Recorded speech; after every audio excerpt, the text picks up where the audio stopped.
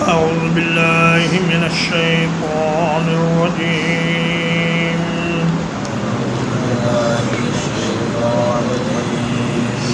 وما من دابة في الأرض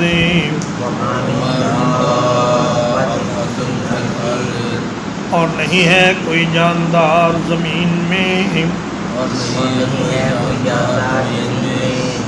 إلا على الله رزقها مگر اللہ کے ذمہ ہے رزق اس کا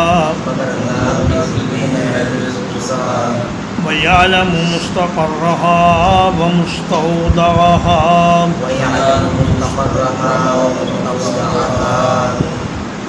اور جانتا ہے اس کے ٹھہرنے کی جگہ کو اور اس کے سونپے جانے کی جگہ کو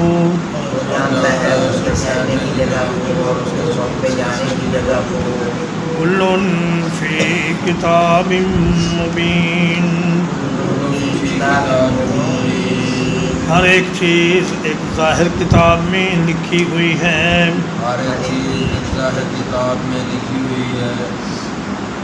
دابہ دبہ یدب دبیبن سے اسم الفاعل ہے، یعنی ہر وہ جاندار جو حرکت کرتا ہے۔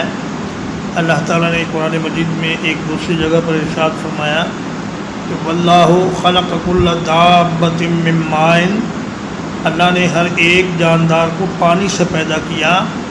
فمنہم من یمشی علی بطنہ، ان میں سے بعض ایسے ہیں جو اپنے پیٹ کے بل رینگتے ہیں۔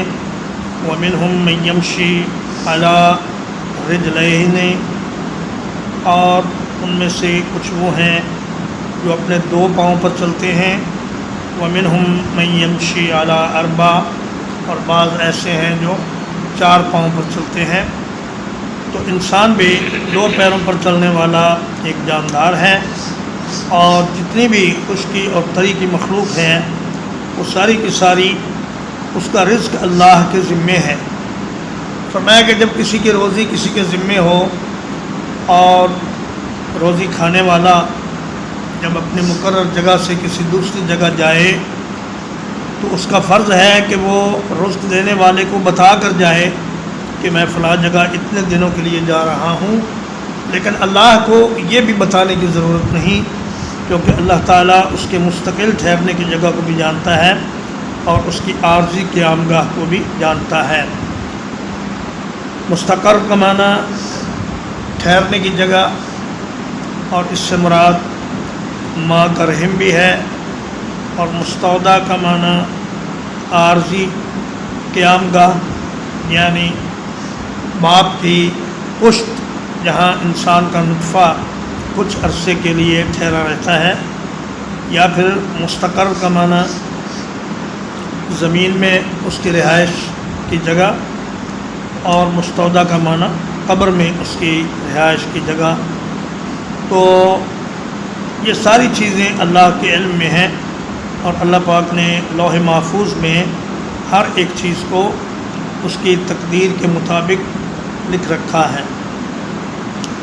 اور فرمایا کہ لو انکم توکلتم علی اللہ حق توکلہ لترزقون کما ترزق الطیر، فرمایا اگر تم اللہ پر ایسا توکل کرو جیسا توکل کرنے کا حق ہے تو تمہیں اللہ اس طرح روزی دے گا جس طرح پرندوں کو دیتا ہے۔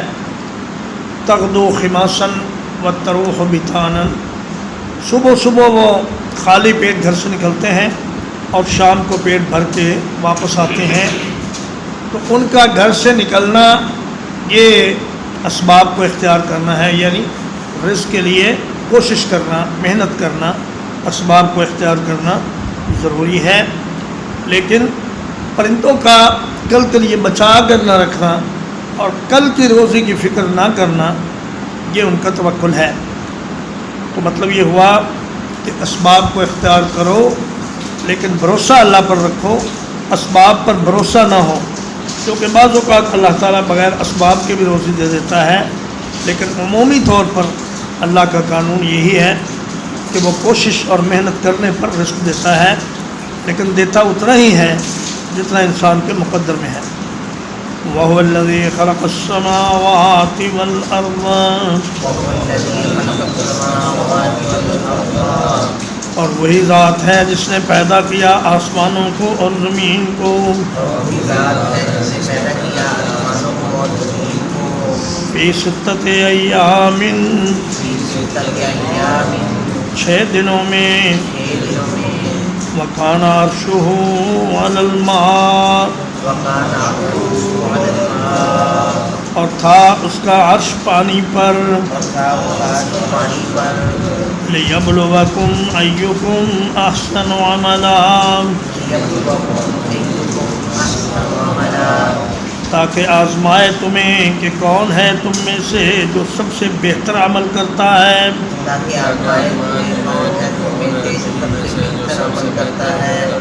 وَلَئِنْ قُلْتَ إِنَّكُمْ مَبْعُوثُونَ،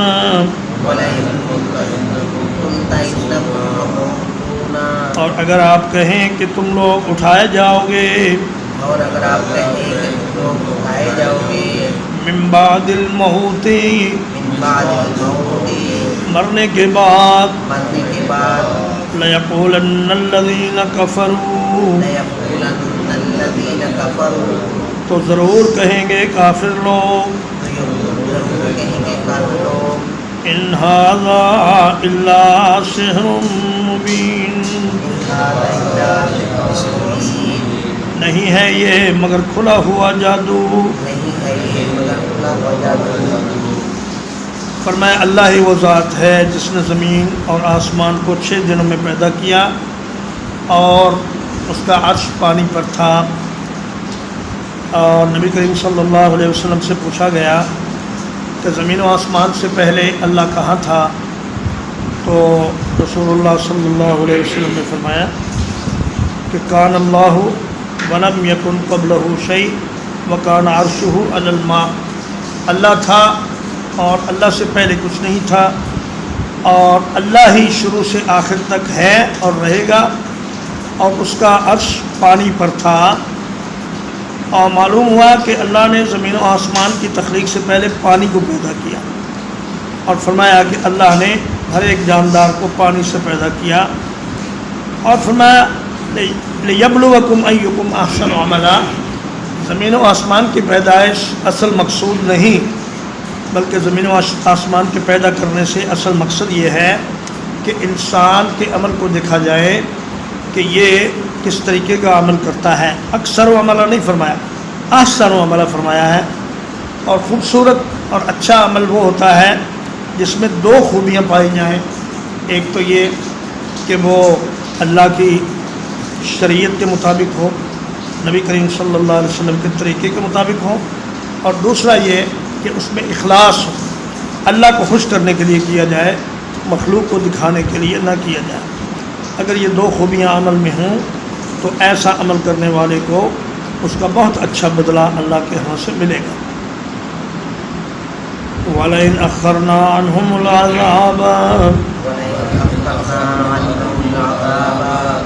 اور اگر ہم مؤخر کر دیں ان سے عذاب کو. إِلَىٰ أُمَّةٍ مَّعْدُودَةٍ، ایک گنی ہوئی مدت تک.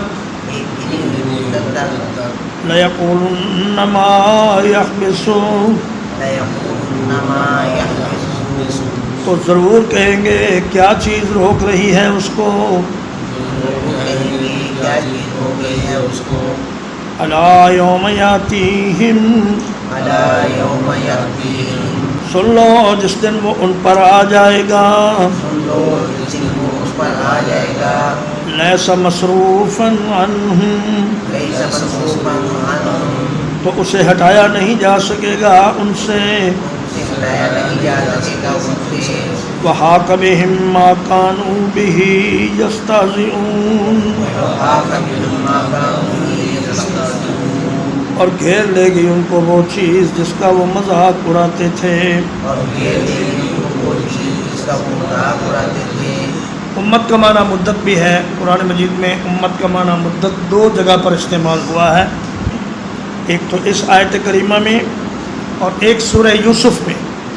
فرمایا وقال الذی نجا منہما وادکر بعد امۃ، کہ وہ دونوں میں سے جو بچ گیا تھا قیدی، اسے ایک مدت کے بعد یاد آیا کہ میں نے تو یوسف علیہ السلام سے خواب کی تعبیر پوچھی تھی، اور امت کا معنی دین اور ملت بھی ہے۔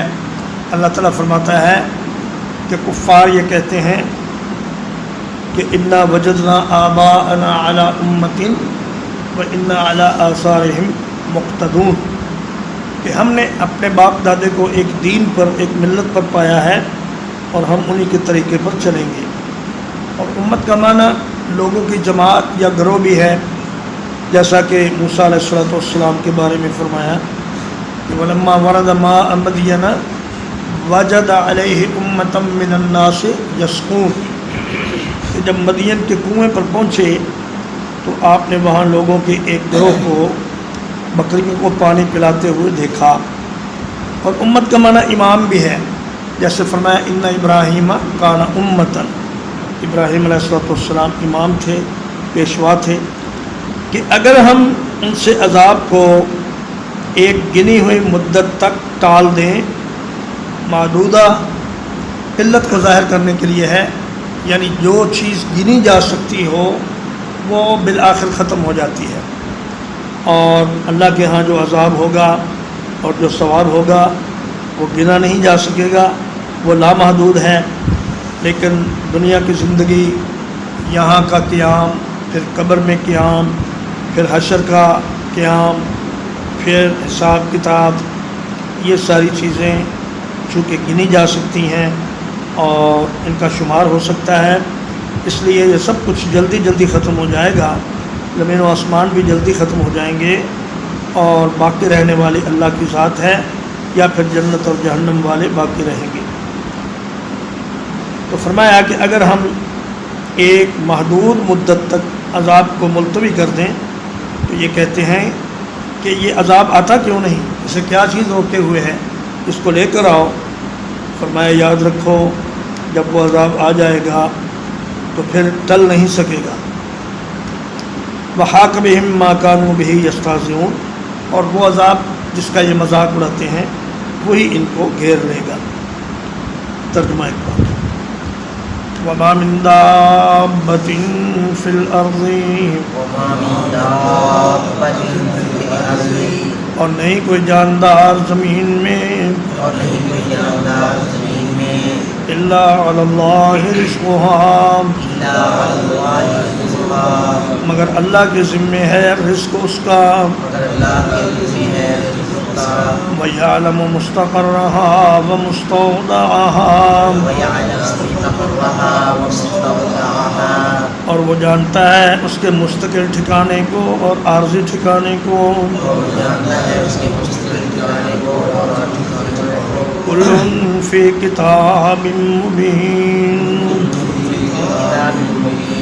ہر ایک چیز ایک کتاب میں، واضح کتاب میں لکھی ہوئی ہے۔ وَهُوَ الَّذِي خَلَقَ السَّمَاوَاتِ وَالْأَرْضَ، اور وہی ہے جس نے پیدا کیا آسمانوں کو اور زمین کو، فی ستۃ ایام، 6 دنوں میں، وَكَانَ عَرْشُهُ عَلَى الْمَاءِ، اور اس کا عرش پانی پر تھا، لِيَبْلُوَكُمْ أَيُّكُمْ أَحْسَنُ عَمَلًا، تاکہ تمہیں آزمائے کہ تم میں سے کون بہترین عمل کرتا ہے۔